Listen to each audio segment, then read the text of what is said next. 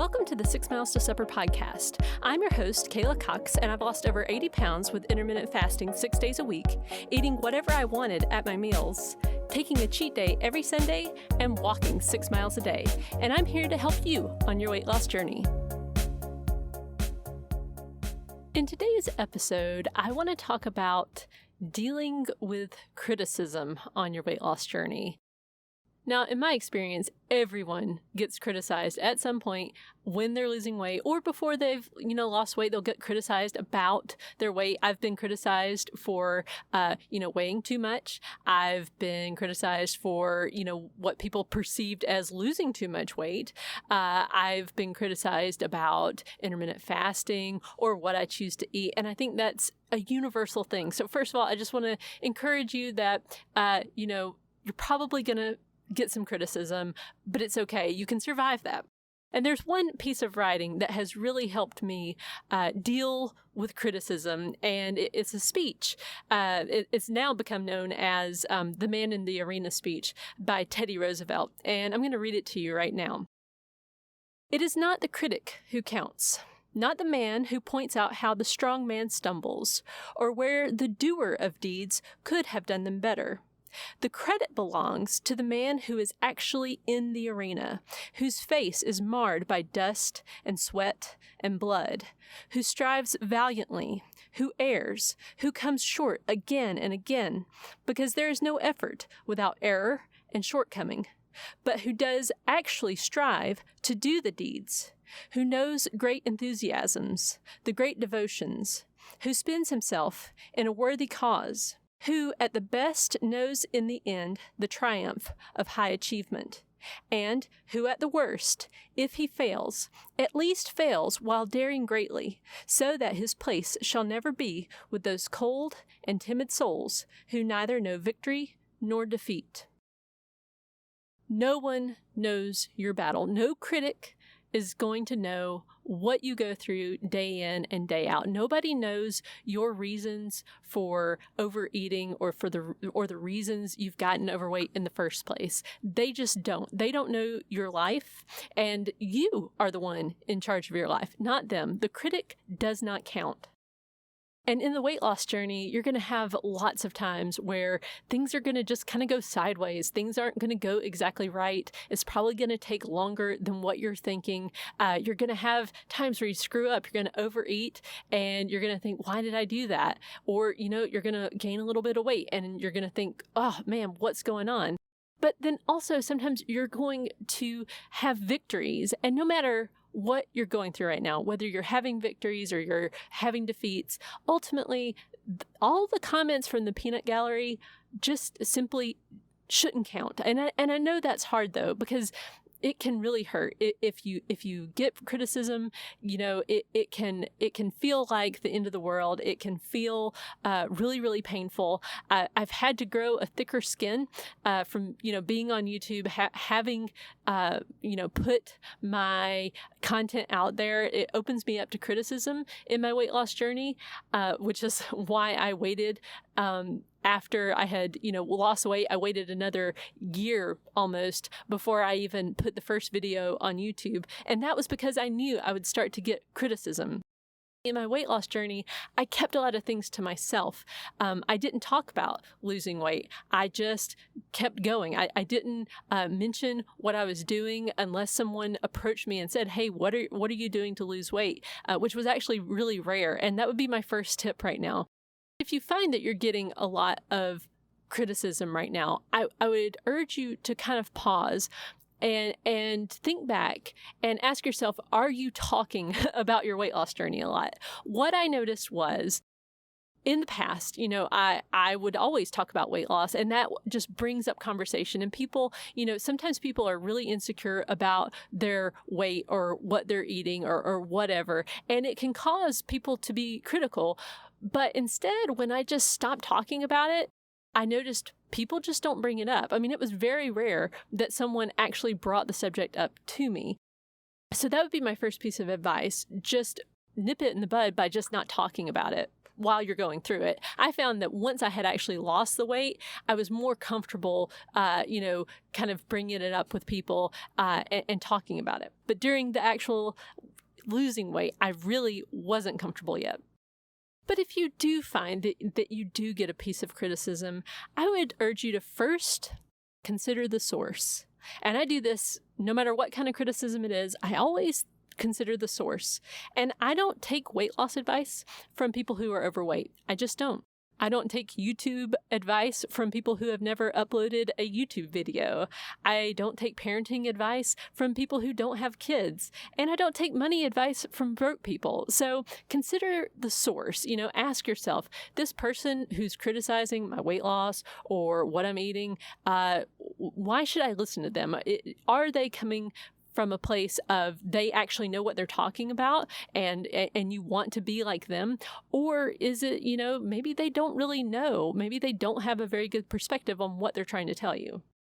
Another thing that has helped me is to actually consider what was said, what was really said, not what you think they said or what you interpret that they said, but what did they actually say? I found that I tended to be hypersensitive when I was overweight. Sometimes I would even take things to mean, things that they really didn't mean.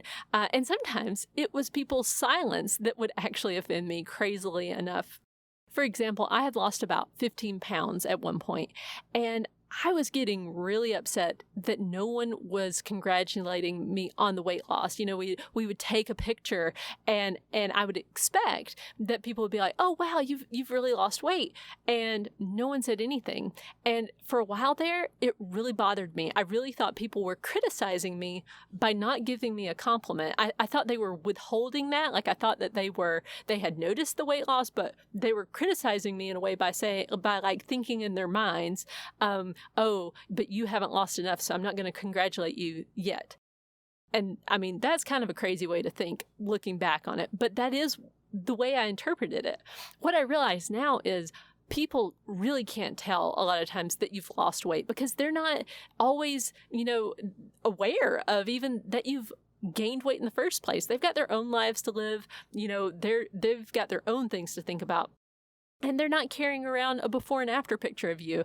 They just, they're just not thinking about it, which, in the beginning, even though at first that really bugged me, I really thought, why aren't people, congratulating me?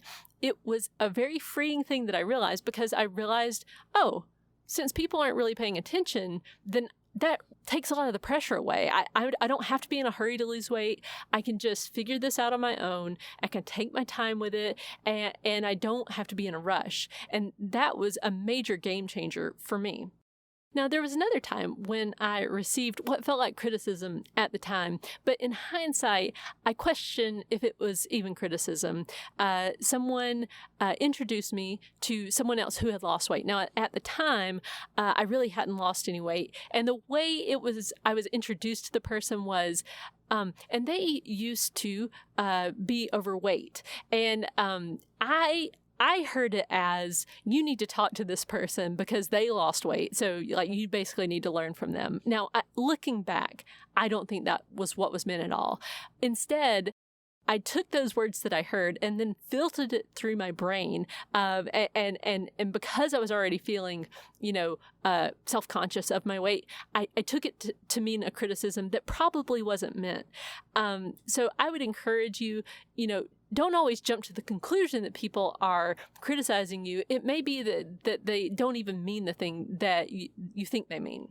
Try to give people the benefit of the doubt, because really, your life will be a lot more peaceful that way. One thing I've been criticized for is that I eat whatever I want. I don't restrict carbs. I don't restrict any foods. I just eat all the things that I like. And one time I got criticized for that. But here's the way I dealt with that. I just realized, this person, and by the way, this was just a random YouTube comment, they don't know my life. They I don't know what they eat, first of all. But I know that for me, this is what works. I know for my own self, I want to have all the foods in my life. And if I don't eat all the foods, I will resent it, and I will end up, acting out with food in some bad ways. I know myself well, and I would encourage you to know yourself well also. And don't worry about what other people are doing. And a great phrase is, you do you. Like you figure out what works for you and you do that thing. And whatever somebody else is doing, let them do their own thing, because they know their life and you know your life. And another funny thing that I've had to deal with is, once I actually lost weight, occasionally I'll get a comment from somebody. And I think generally people mean this in more of a complimentary way. They'll say something like, "Oh, you've lost too much weight," or something like that. The thing that I'll do to keep myself sane is just to check my weight against the body mass index, the BMI. And, for me, I am right in the normal zone. I'm not on the high end. I'm not on the low end. If anything, I'm closer to the high end than the low end. And that's what works for me. And it's a little reality check, because I certainly don't want to get too far in any direction. But all that being said, I'm going to bet that you're still going to have one critic to deal with. And it may be a constant critic, and that's yourself. If you're like me, this is the one you're really going to have to deal with a lot, and it's going to be really a challenge. At least for me, it was to learn how to stop criticizing myself. What really helped me was, first of all, to just say, I got to stop this. I cannot keep criticizing myself, because it does me no good. I think the reason I used to criticize myself all the time is because I wanted to do better. I wanted to achieve more. I wanted to, do good things with my life. But what I realized is, when I'm constantly criticizing myself, it does the opposite. It makes me demotivated. It makes me not want to try harder.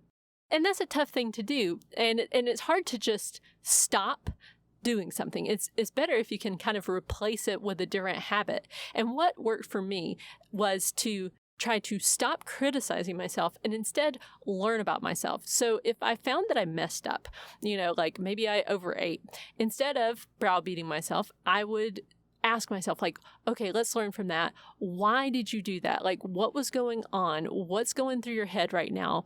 What's going on around you in your life? And then I would start to take action.